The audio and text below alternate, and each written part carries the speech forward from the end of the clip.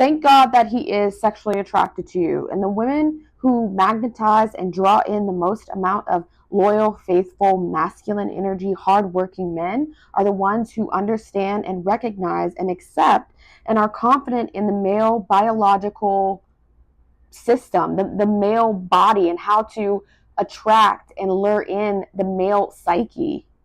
If you are a feminine energy woman and you are showing up, embodying in and accepting in and being confident and embracing in all of your femaleness, all of your beautiful feminine sensuality, and accepting yourself as a feminine energy woman, as the receiver energy, as the more attractive, you will inevitably draw in more masculine men, men who look at you as mysterious, asking themselves certain questions about you, questions in their head that they can't seem to figure out. Sometimes they even ask you out loud things that they just don't understand. I know, because I get all kinds of types of crazy questions all the time. People just not understanding me, not understanding my traditional ways and the ways that I date and court and the ways that I don't do boyfriend, girlfriend. So inevitably, when you are embodying in this energy where you know your value, you're preserving your worth, you're preserving your body, you're not out here being loosey-goosey with all kinds of men or pursuing or chasing towards men who even show an ounce of interest and attraction for you. Remember that the egg never chases the sperm. She just sits there and relaxes and leans back, and she's in full receptivity mode, and she just allows all the millions and trillions of sperm to swim and pursue and chase and swim and pursue and chase and just come in towards her until she finds that perfect, until she vets that perfect sperm that she is allowing to herself to fully be receptive to, and plant himself there in order to create something more, create something beautiful and life-giving with her. And isn't the biological system and the body so amazing and just so fascinating at how our bodies literally remember the sperm of the guy who enters it. It remembers our husbands, our mates, or if you're unfortunately a woman who has had multiple partners, your body remembers who enters your body. Okay, it remembers male sperm, and unfortunately, women who have too many partners can lead to a lot of not only psychological issues, but pair bonding, ruining their chances of pair bonding in the future with their lifelong mate and husband. And these conversations actually come up very often in my field, right? Because I don't know, either A, people just have no class anymore, which is definitely true, or B, I just feel like a very comfortable person to talk to. I feel like a very safe place to land. And so when these conversations come up of like people are just so open now about talking about their sex lives so freely. They're so open about talking about how they're freely, casually, sleeping with A, B, or C woman or man. Like, people have no filter anymore, no class anymore, to be able to be talking about this kind of stuff. They don't care who hears their conversations. They put it all out there, all their business, who they're sleeping with, their friends, who they're sleeping with, how their friends are casually sleeping with 1, 2, 3, 5, 10 different partners. And I remember actually this conversation coming up a while back, and I actually started crying, just thinking about all of the horrific ideas and narratives that are being thrown and pushed to you out there, and how people are so brainwashed by this lie that this is the kind of lifestyle that you should be living, and that casual relations is totally okay, and it's free sex and free love, and it doesn't mess you up in your future of finding your lifelong mate, and you should just do what you want, do what thy will. use your body to do whatever you want and sleep with anyone. Like this, I was crying about just having this conversation, and the conversation itself was very mature, right? But my standpoint on it and how I speak so passionately against it, I always look like the crazy one, right? Like I look like, oh my God, you mean to tell me you're preserving yourself for your husband? You're weird. What about your human instincts? I look like the crazy one, right? And hey, I just own it. Like I just own my truth so boldly and so truthfully and authentically, right? So it doesn't bother me like that. I think it set me off because I was like, wow, like I can't believe that this is the class, the lack of no class, no elegance that we've come to, and how people can just so openly, freely talk about this kind of stuff. They hold no sacredness in the divineness of sexually tying yourself to your partner. So actually, this is a good point too, because you may very well find that when you are courting and when you're dating, right? Now, there are many different reasons as to why men may disappear or ghost, as they say in modern terminology, or flee or disappear, whatever it is. There's a lot of different reasons as to why that could happen for you. But I will give you this perspective as well, is that when you are a feminine energy woman and you are preserving yourself, you are actually showing up embodied in your virtuous energy, who has standards for herself and for other people, and knows what she is willing to accept and not accept, and is dedicated to attracting the right kind of values and man to her, and being very careful with who she decides to pick as a lifelong partner slash husband, for herself and for her future children, right? Because the generations after her, everything that you are deciding right now, the generations after you matters so much in that choice, in that decision. So you're not just thinking about yourself and doing it for yourself. You're actually making change for the future. So you may very well find that the men who don't feel as though they can hold the container of that type of woman as who you are, you may very well find that the men that are in your field are maybe a little bit confused by you, or B, feel convicted by you, right? And so they will be forced to make decisions quickly about where they see themselves with you, and how, if they want to progress things along with you and pursue you, or if they need to make really smart, rational decisions for themselves and for you right now, right? Because your standard is so high, and it's reading that to them, that they actually feel convicted in their energy, and in their hearts, to not hold you so close to them for too long, to not hold on to you when they don't want to be who you are expecting them to be, right?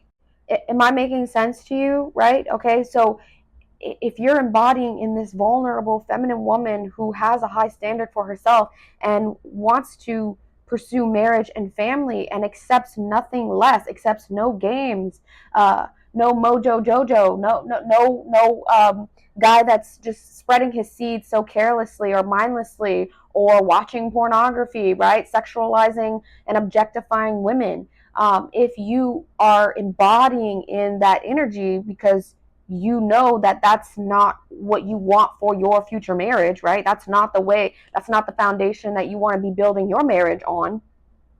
Then those kinds of men, even if they are initially attracted to you, they will feel very convicted to let go of you, either A, let go of you because they don't want to change and grow for you. I don't even like to use the word change. I mean like grow and evolve for you, because they can't hold the container of that, because they don't feel they don't feel enough self-worth inside of themselves in order to reach that standard for you. Or B, they'll do the internal work and feel forced to progress things along with you because they feel very connected to you. They feel a lot of nurturing energy, just a lot of playful, feminine, authentic, feminine energy from you. And they'll decide to commit to you and want to see a future with you, want to progress things along with you. So they'll either do either two of those things.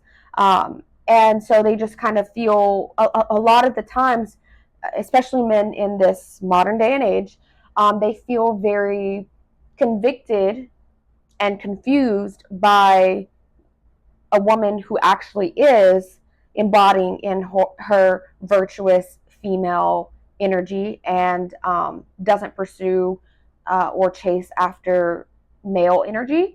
They're very confused by that because, the other women out here who are setting the standard for them by chasing them, pursuing them, doing everything to prove that they are worthy of a male in their life, right? All of these women that are chasing after men are conditioning these men to be more feminine. So, yes, while it may very well be a very frustrating game for you as a feminine energy woman, because we can be as delusional as we want to. We can show up in the, brightest and lightest amount of energy possible. But the reality of the situation, the American Western culture that we live in today, is facing a male crisis. Okay. It is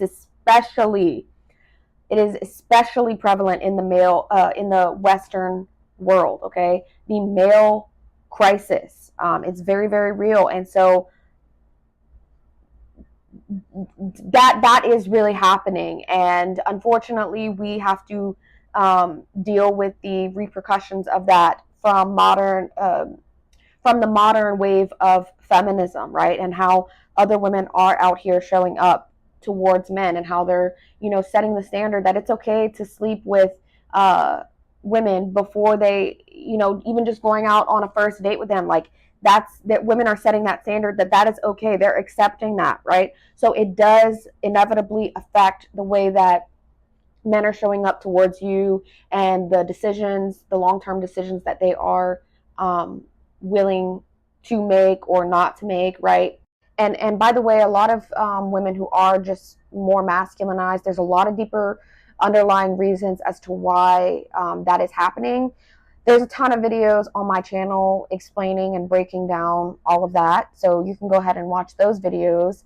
But so a lot of these more masculinized, pursuing, chasing kind of women, yes, they are ruining it for the more feminine, rare women, but it doesn't mean that these more masculinized women are not good women.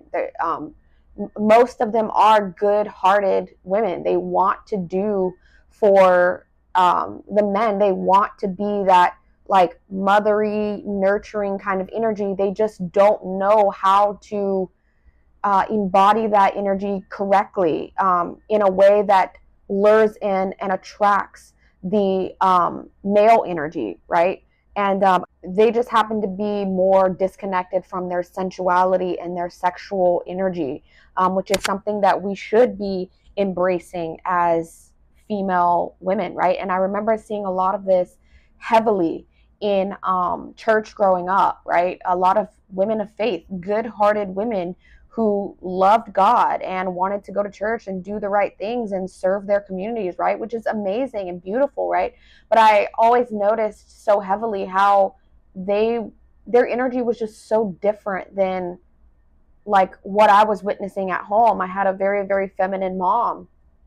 Not only because she was a stay-at-home mom, right? These women were also stay-at-home moms, but they were just not, they weren't like keeping up with their energy, right? They weren't keeping the attraction strong for their husbands. They were just more in their masculine, I have to mother him, I have to do, I'm being a housewife, so that means I got to do A, B, and C, and they weren't able to relax and receive and respond and just let go, right?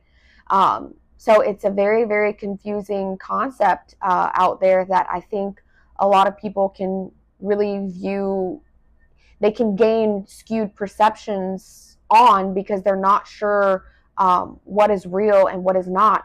And going back to that last example, actually, to give you an example of when a man is feeling convicted by you and feeling like he is being forced to make a long-term decision about you, so that way he either walks away and lets you go, or he progresses things along because he wants to be intentional towards you. Let me give you a few examples of that, okay? I was dating a guy once, and we had a lot of conversations about, I'm very bold, right? I don't, like, I'm very strong and firm in my value system, and I love having these kinds of intellectual conversations because, for one, it just fuels me, and for two, it's conversations that need to be had because I like to feel connected to other people who can understand and relate to this stuff, right? So my values never, not only do they show up in my energy, but also the conversations and the language that I have. That's how my values show up, right? So I was dating a guy, and we would have back and forth conversations from time to time about men and women being friends, right? Well, I am very, very firm that men and women are not close, intimate friends. It doesn't exist to be friends, just close friends with the opposite sex. Well, he was in denial, like heavily in denial about his female friendships, right? And he knew where I stood with that. And I wasn't trying to, force him to give up female friends, or I wasn't even trying to force my beliefs onto him, right? I just spoke my truth on the situation. And I think it took me, like, being firm in my truth for him to, like, for the light bulb to come on and for him to realize that he was sexually attracted to his female friends, right? And I remember it specifically, like, one time I was like, no, that's fucking weird that if you're close friends with a woman, whether she is single or married, if you are close friends with a woman and you are denying your sexual attraction for her, or you're denying that anything romantic could ever come about that, you are in denial, and that's fucking weird, right? So I told him that. Well, it took a few days for that to really seep in his mind. It took a little while for him to really, like, sit with the conviction and feel like he had to be more upfront and honest about where he stood with that, and, like, with what I was not willing to accept. So after a few days or whatever, in the days, like, coming up, he started, like, when things really felt like they were getting real and we weren't just, like, pushing and shoving things under the rug because I was expecting a certain level of consciousness from him. It ended up being that he, started to decide that, you know what, this is not going to work out, right? Like, we're not a good match, and you need to go your own way, and decided to part ways with me, right?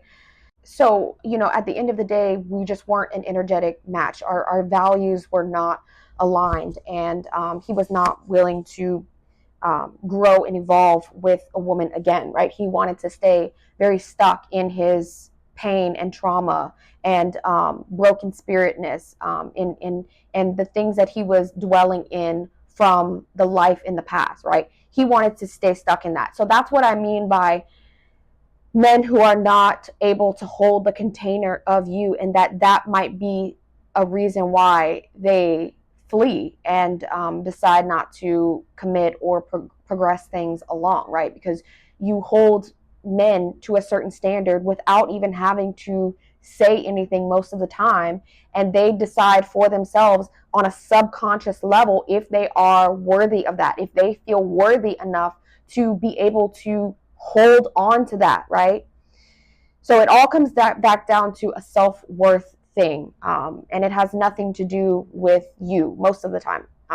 But not to take these sorts of things so personally, because it is nothing personal, right? And to another example of that as well, of a guy feeling convicted by you, okay? Also, one time I was like, I had somebody, I had a guy that I knew, and he was regularly popping up in my life or whatever, and always had great conversations. Well, we shared a lot of the same values, right? Shared a lot of the same perspectives, had really great, like, smart, knowledgeable conversations about this kind of stuff, right? Well, conversations about things that I'm passionate about, being like masculinity and the war on masculinity, and like how, you know, pornography is so prevalent in our culture and how it's destroying men and women both, and marriages and families, right? And I don't think that he knew, right? He didn't know about the real serious, like, side effects of pornography and like sexual over sexualizing and objectifying women. And I remember him, like, after a while, whatever, and just consistently sharing my standpoint, not me ever trying to convince him to change something. I had no reason to, right? It was, we were completely unattached. No reason to convince him of something, or that he should change, or that I don't accept him for his beliefs and thoughts on that. I remember he told me one time, well, I'm gonna go and delete, like, all of the, you know, naked women that I have on my phone. And I was just like, wow, like, I'm I'm so, like, thank you, but also not thank you, because it had nothing to do with me. It was just because he really truly felt convicted that I was, like, explaining these kinds of things, and he knew in his spirit was talking to him. It was speaking to him, saying that, she, you know what, she's right. I shouldn't be doing this.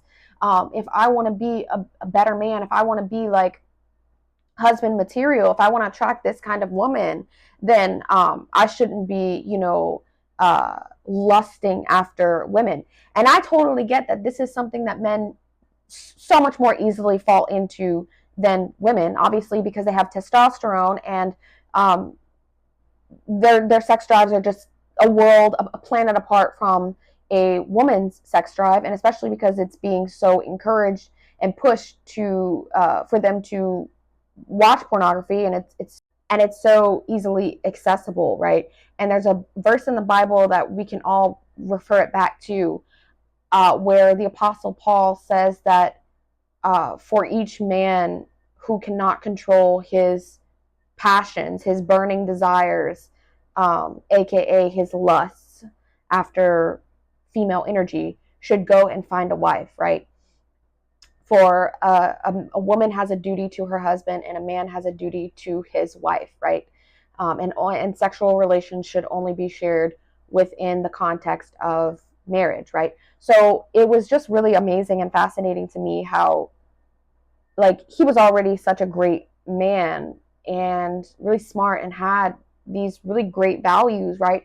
But felt very heavy about dealing with his, like, lusts and lustful habits, and over sexualizing and objectifying women, right? Because it was something that I was that I'm very heavily against, and very outspoken and bold on the truth of that, and how I'm very just truthful and genuine in my belief of husband and wife being a sacred divine union, and not taking sexuality out of that container.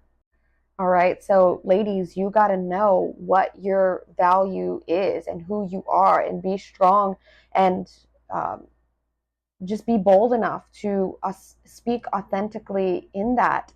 Don't be afraid to hide that part of you, who wants to secure a masculine man who does value family, who works really hard, who values men having traditional roles and being the sole provider and protector, and values women being more of the homemaker, or even just doing whatever she wants, working or not working. It doesn't matter, whatever she decides to do, but he knows his role as a provider and protector and wants to see her flourish. You need to know hold yourself so firmly to that standard, and that way that you can better attract those men who also really value those same traditional roles. And earlier, as I was saying, like, thank God that he is sexually attracted to you.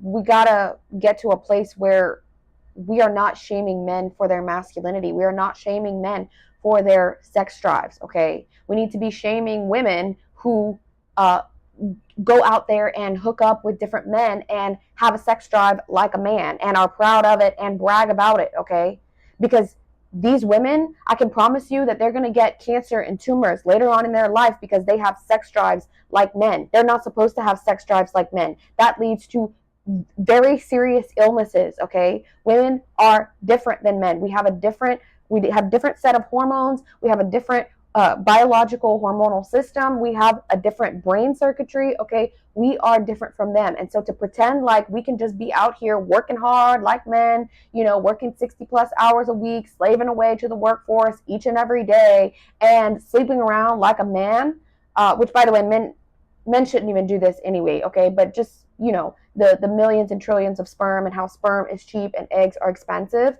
to assume that you can be doing the same thing too just because you want to be equal to a man. No, that's not how you attract hardworking, masculine energy men who want to be a provider. Okay. See, in the past, these conversations, they didn't even need to be had. People already knew these things intuitively. They were running on their instincts. They were running on their biological drives. They didn't have to have these kinds of conversations and show up like speaking out against the other side of the narrative. I wouldn't have had to like have these conversations and feel so passionate about this topic, and how firmly I adhere to my values, and how I believe men should be hardworking and be providers and protectors before they even do go off to get married. They never had to have these kinds of conversations very often because it was just known, right? They were still sticking to their evolutionary history, their hormonal cycles. They just intuitively knew these things. They weren't filling themselves up on superficial crap, being fed all of these horrific, evil narratives out there, right? And I know that a lot of people don't resonate with this value and this standard because it is apparently considered high, right, here in the Western world. But in the Middle Eastern culture, per se, it's not even considered a high standard. It's just the baseline standard, right?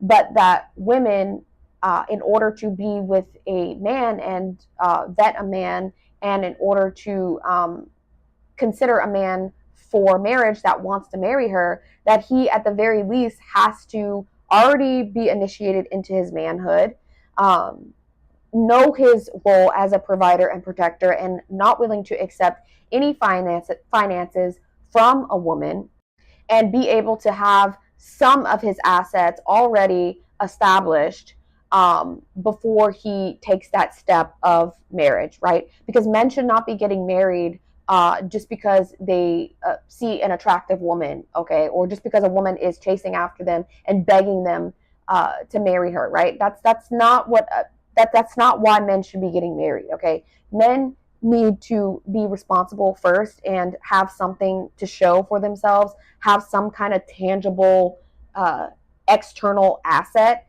and resource in showing something for themselves before they can go off and get married. And you know what? This is also another point. I remember somebody that I was dating, he was asking me about a guy in my family and if he was dating or he was married or whatever. And I said, no, like he doesn't date, you know, he's not married. He's not even out there dating. Like he's kind of a different breed, right?